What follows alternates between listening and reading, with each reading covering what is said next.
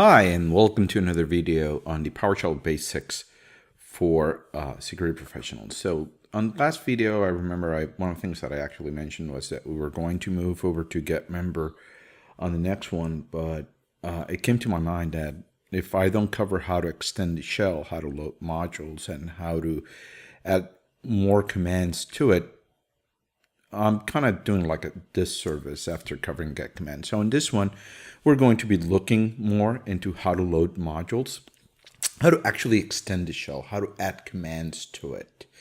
What are the basics for doing that? So one of the first things that we can actually do is just look from where do we load modules automatically, like I covered in the last video. As we can see, that is all controlled by the env PS module path. So anywhere that I place a module inside of this path, it is, or in any of these folders, is actually going to be automatically loaded by PowerShell version 3, 4, and 5 for us. So let's use the command that we learned last time. Let's do get command, and we're going to be looking for the noun module. So we're looking for cmlets for working with modules. And one of the things that we can see is that we have two different modules here, or sources. One of them is PowerShell get, where we have find, install module, save module, and then we have the core ones. Let's start first looking at the core modules themselves.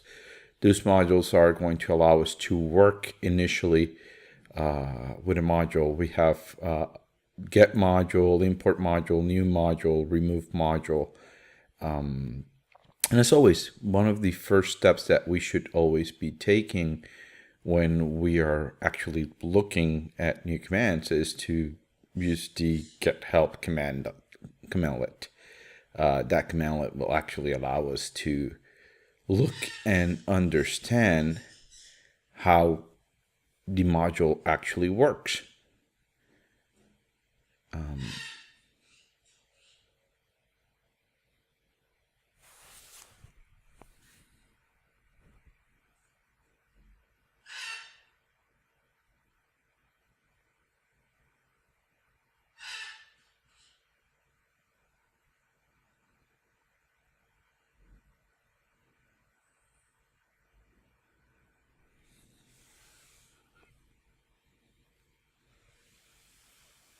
So let's start with get help, and we're going to look at get module.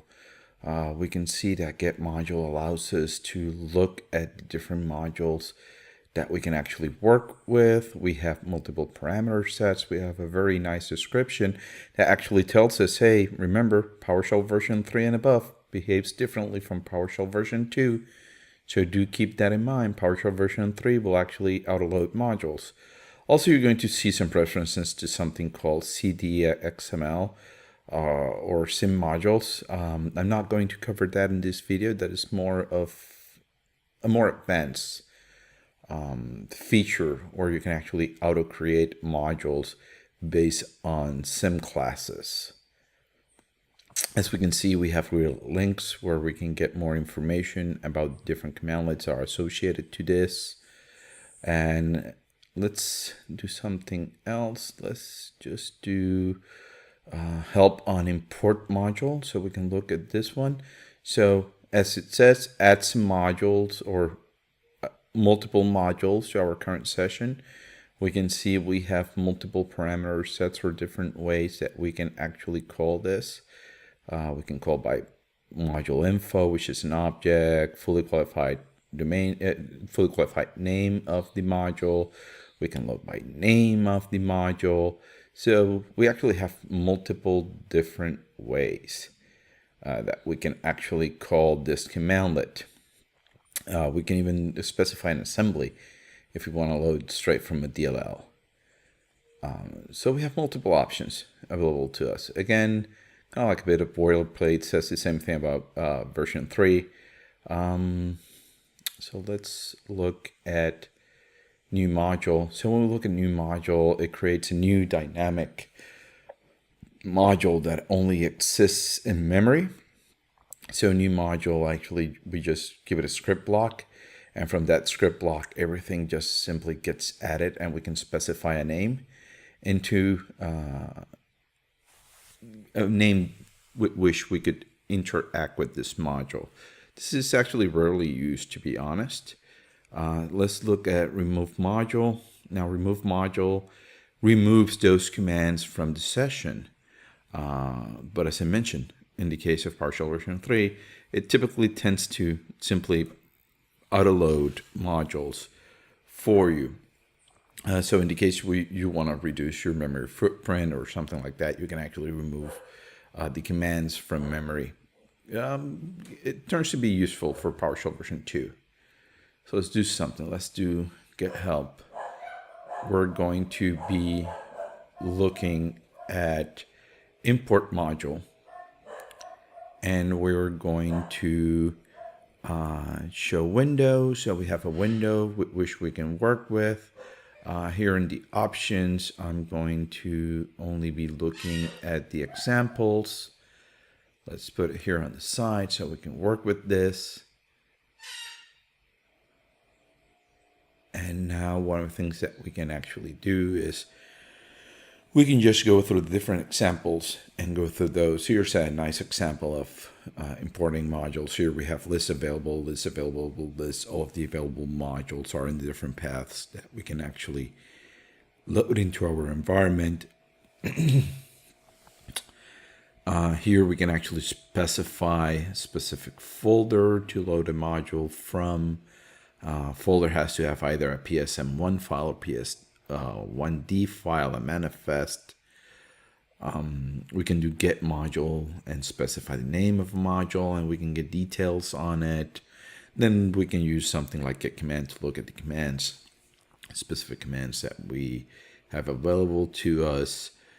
We can add a prefix. This is useful if you have multiple modules with similar nouns and verbs. So we have here prefix of PS, and you will see that each one of the different commandlets that we have available to us actually have now that PS available at the front. So this is useful just so you don't clubber other commandlets that you may have in your environment. We can see that we have quite a bit more options here for us, which we can work with on the examples. So let's do something. Let's do get module.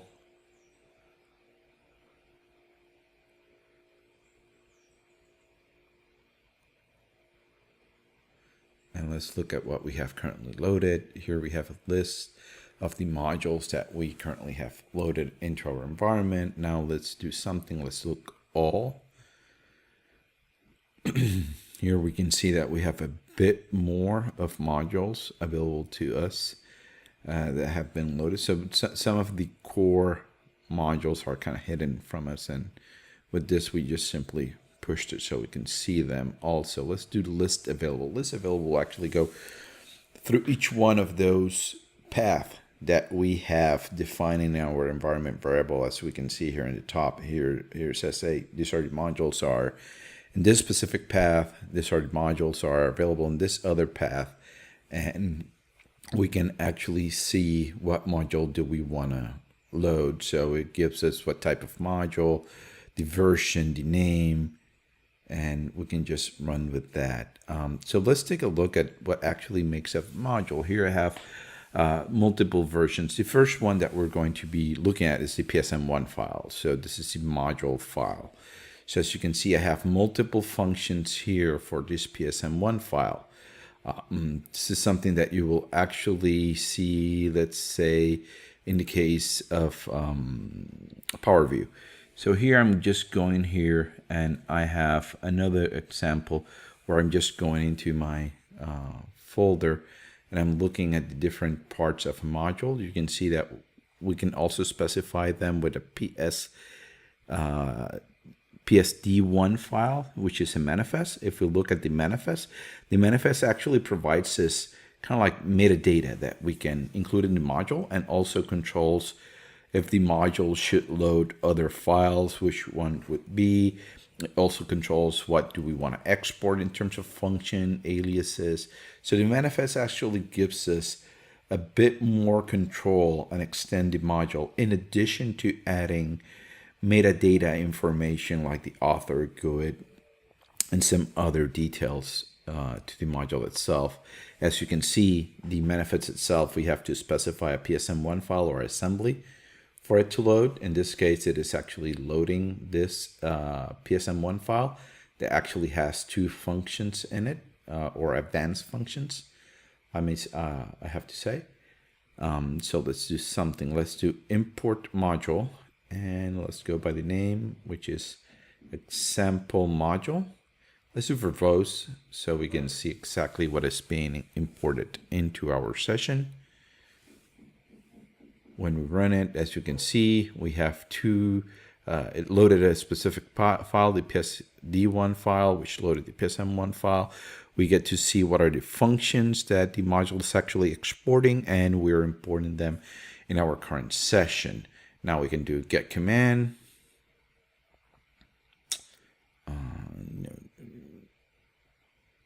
And we can specify the specific module here. Yeah, I messed up a bit the window. Let's look at it better. And here you can see the source, and it actually is telling me, hey, here's your module, here's the version of the module. So we got that metadata. So we got that extra information. And if we want to get all of the commands from the module, as I covered previously, we can do get command module, and we can do the name of the module itself.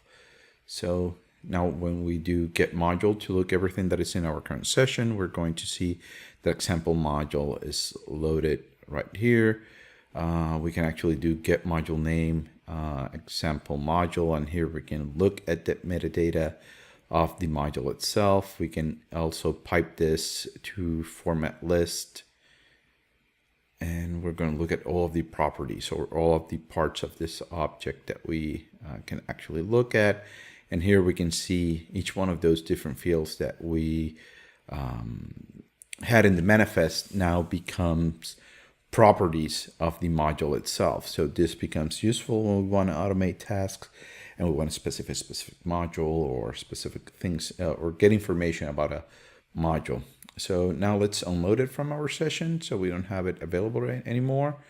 We can do verbose, and here you can see where we're removing those important functions. Let's look at our current session, what we currently have, and we can see that that module is no longer loaded. So the commands that are in it are no longer available to us. So let's look, what is the other way that we can actually load a module is if we have a single PSM1 file. So before we had a PS1D file and a PSM1 file in a folder. Now we're just going to have the single file. As I mentioned, a great example of this is some of the tools by Will Schroeder, Harmjoy, PowerView, PowerUp, where he has packaged everything to a single module. Easier to deploy to multiple targets. So let's go here in my desktop and load the module itself, the module file. Let's do verbose so we can look at it. We can see functions being exported and then imported into the session. Let's do get command on one of these and see how the metadata is actually going to look since we do not have a manifest. And when we look at it, we can see that the version, we still have a source name, but the version is 00. So we no longer have a lot of those details like author, GUID, copyright, website to go to get more information of the module. Now let's do something. Let's get module, and we can see here it's loaded. This is script. We have the module name, as mentioned. It kind of behaves the same. The only difference is that we lose all of that metadata and we lose the automation, the extra actions that we can take with a module. Let's remove it from our session. So that module right now is removed from our session, so the commands are no longer available to us.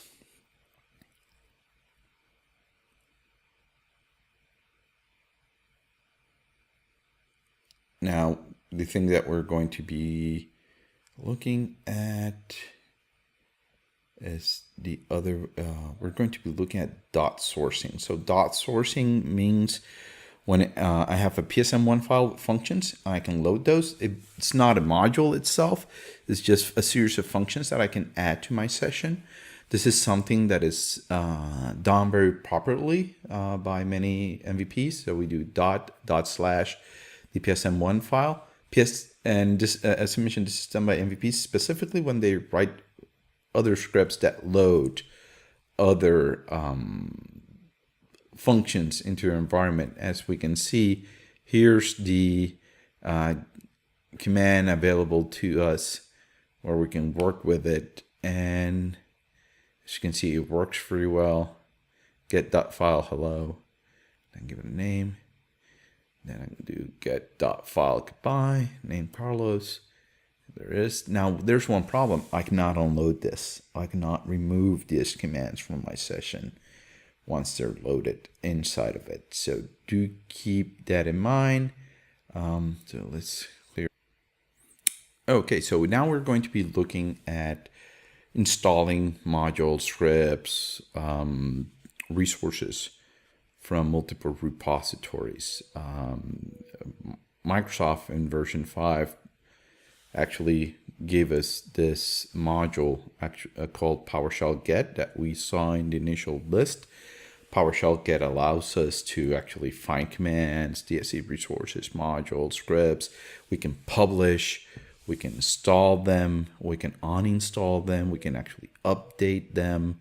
And all of this stuff is from a PS repository. So we can run our own internal one, or we can use the public one that comes with PowerShell version 5, which is the Microsoft owned one. One of the things that we do have to keep in mind is that the PowerShell one, anybody can actually load a module in there, and it just gets a casual look into it. It's like dealing with the Android App Store. So here we have, let's look at the repositories that we have installed. As I mentioned, we have PS Gallery. It's untrusted. We have the link to it. So if we go into the PS Gallery site, PowerShellGallery.com, we can see here, and we can actually use the web browser if we want to find modules and see which ones do we want to install, which ones are the most popular. We can actually see comments. We can see what other people are asking on it. We can, if we go into packages, we can actually see the different modules that are available. We can filter on the left side. If we want to publish one, we can publish. If we want to see statistics of across time, which ones have been the most popular, in what month, we can actually look at those. And one of the things you're going to notice is a lot of this is actually Azure related, because all of that stuff is getting automatically installed in Azure instances. And also we can get documentation on how to publish, download, and do multiple actions with the PowerShell Get module. And Microsoft has done a great job documenting all of the different stuff that we can actually do in terms of installation, on updating, and all of that stuff. So now let's install a module. Let's find one. So we're going to look for a module that I wrote specifically for SSH. So we're going to look for posh SSH. We can also use wildcards. We can do asterisk, SSH asterisk, and we'll find all that have SSH or are related for SSH. So in my case, I'm going to install my own. Here we can see it's at version 2.1. Actually have to update that. And let's install the module. Let's do install module, posh SSH. Let's give it name, posh SSH. Let's do this for rows so we can get a bit more detail as we're installing. We can see it reaching out to a gallery. It's actually asking me, hey, this is an untrusted repository. Do you want to continue? Yes, since I published the module myself. We can see here that the module was installed. It gives me even the path of where it was installed. Now let's do get module name, posh SSH. Oh, yeah, haven't loaded it yet. So let's load the module first.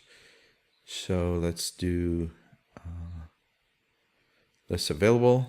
So we can see that it's actually available, and where we can see the path of where the module was actually installed. Now let's look at the commands that we have available on the module. Get command module posh-ssh, and we can see the multiple commandlets are available and functions that are available to you for working with SSH itself. Now let's import the module and add it to our session. Import module posh-ssh verbose, so we can look what it's actually doing. And here we can see now we have multiple commands available to us. Let's do get module, and we can see that posh-ssh is actually loaded into our current session, so it is available to us to work with. Well, this is all that I'm going to cover for today. I hope that you guys found the information useful. Remember, give it a thumbs up, subscribe, and I hope that you guys are finding value in the videos. And keep rocking.